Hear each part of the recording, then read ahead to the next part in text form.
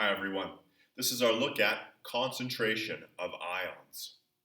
This is a style of problem where we are starting from the concentration of the main solution and looking for the concentration of ions in particular, or the opposite, starting from the concentration of ions and looking for the concentration of another ion or even the concentration of the original compound. Sometimes we might have more than one step to do. We might be starting from a mass and looking for the concentration of the ions, or even going in the opposite direction, working backwards to the mass. The thing is, it's because of dissociation, the concentration of ions in solution is going to depend on the relative number in the compound. Or another way to say that is that the concentrations of these ions are going to be proportional to the coefficients of the balanced dissociation equation. Here's a nice example to get us started. Here's lithium sulfate, Li2SO4, dissociating into two lithium ions and an SO4 ion, a sulfate ion. If I just look at the coefficients first, before I worry about any specific concentrations, we see that we have a 1, 2, and 1. This means that the concentration of the lithium ions is going to be twice as much as the lithium itself, lithium sulfate.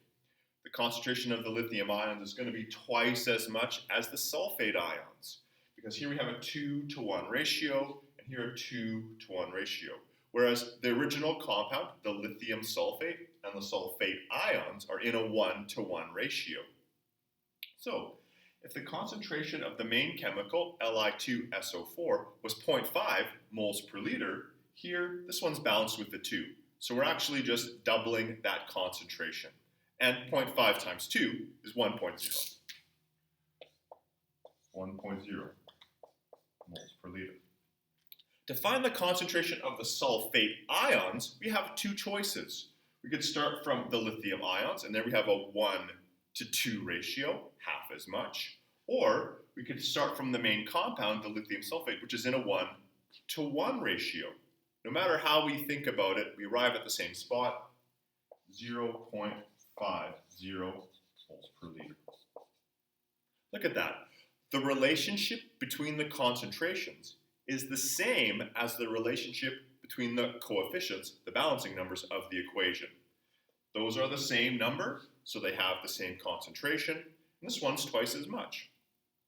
We started from the original compound and found the concentration of the two ions. Well, what if we're starting in a different spot? If we're starting from the concentration of one of the ions, we could still fill in the other two spots. Doesn't matter where we go first, I'm going to go to the sulfate ions. Well, the relationship between the concentrations, it's going to match the relationship between the coefficients. Concentrations will be proportional to the coefficients of the balanced equation. And this is a 1-to-2 ratio, so if the concentration of the lithium ions was 3.0, then the sulfate ions here are going to be half as much, 1.5.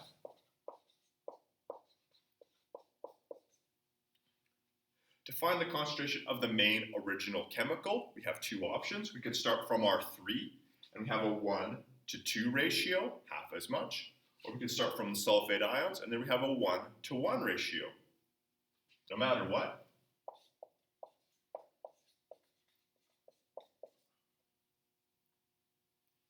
we end up at 1.5.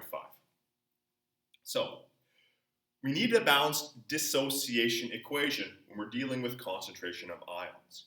If we have the concentration of the original chemical, we could find the other two. If we have a concentration of one of the ions, we could find the other ion and the main chemical. If we have one of the three, we could find the other two. Always keeping in mind that the concentrations are going to be proportional to how we balance the equation.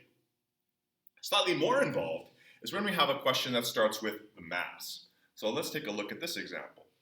What is the concentration of each ion when 50.0 grams of calcium chloride is dissolved in 2.50 liters of water? You might feel comfortable diving right into a question like this. It's worth it sometimes to throw some labels in there. We have 50.0 grams. That's the mass. The chemical in question is calcium chloride. see that it's going to be dissolved. Big hint, dissolved, it's almost the same word as dissociation. That's a big tip-off. And we have 2.50 liters. That's the volume. Remember, the volumes always need to be in liters, so it does flash through my mind in an instant that, I don't have to do a unit conversion. We're going to take 2 steps. It's going to take 2-step calculation to turn this 50 grams into a concentration. It's going to look like this. We're going to have to do mass over molar mass and take our answer and divide by the volume in a 2-step calculation. It's also going to depend on the balanced dissociation equation. So that's actually where I'm going to start. Calcium chloride. Calcium is a 2+, chloride is a 1-. So we have CaCl2. I could check the solubility chart in the data booklet to find that it has high solubility, that it is aqueous, or the question straight up tells me that it is going to dissolve. It is going to dissociate.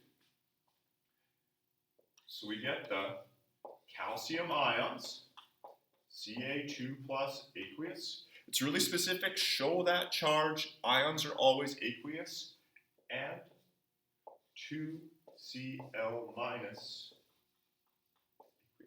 Again, this is not decomposition. You might feel tempted to put Cl2 in there, but it's not. It's going to form its ion Cl-, which we balance with a 2 because of the subscript 2 over here. And again, ions are always aqueous. Now, we're going to start here with this mass of 50 grams of calcium chloride. I'm going to do some work right underneath this compound because all of the numbers that we're going to be starting with all apply to the CaCl2. And we're going to do some work to find the concentration of each ion, of the calcium ions and of the chloride ions. We have a 2-step calculation, which we've already talked about. Here we go. The moles here is 50.0 grams of calcium chloride divided by the molar mass of the calcium chloride, CaCl2. Now, calcium is 40.08, and chlorine is 35.45, but there's 2 of them. So the molar mass here is 110.98 grams per mole. I'm going to do that operation. 50 divided by that number is 0.450531627 moles. Unrounded, keeping it on my calculator, I'm going to do C equals N over V. It's this answer. It's here, this 0.45 value divided by the volume, 2.50 liters. That answer is still on my screen, so I'm just dividing by 2.5, 0.18, 0.18, 0.212,651, which we're going to have to round off to 3 significant digits, 0.180 moles per liter. I did all my work under the CaCl2 because all of these values correspond to the calcium chloride. The mass, the molar mass, its moles, and its concentration. It took quite a few steps. I had to think about what my strategy was going to be. I needed that dissociation equation. I had to find a molar mass, do a calculation, carry my answer forward, and even think about significant digits. Now, after all of that, I have the concentration of the CaCl2. What's the concentration of the calcium ions? Well, they're in a 1-to-1 ratio. The coefficients are the same, so the concentration is going to be the same. The concentration of the calcium ions is 0.180 moles per liter. They're in a 1-to-1 ratio. Well, what about the concentration of the chloride ions? Well, it's in a 2-to-1 ratio with the calcium ions, so I could take that value and use it. Or it's also in a 2-to-1 ratio with the CaCl2. Well, it's the same thing. I'm going to double both of that. So I take my 0.18 and multiply by 2. You can probably do it in your head. The concentration of the chloride ions is 0.360 moles per liter.